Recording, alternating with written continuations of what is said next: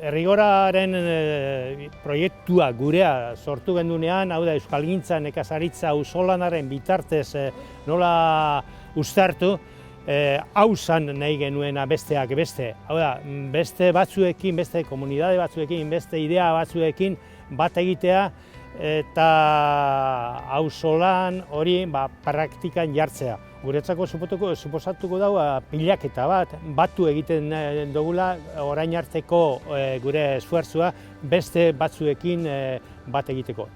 Kasualidadea gainera, aurten estrenatuko dugu, edo kurso honetan estrenatuko dugu, praktikan agerraldia deitutako programa hori herriberako herrietan zehar, eta horretarako lankideak topatzea ezinbestekoa genuen, eta ezinbestekotza honetan halako aukera zabalak topatzea ekosistema barri bat sortzeko ikaragarria da.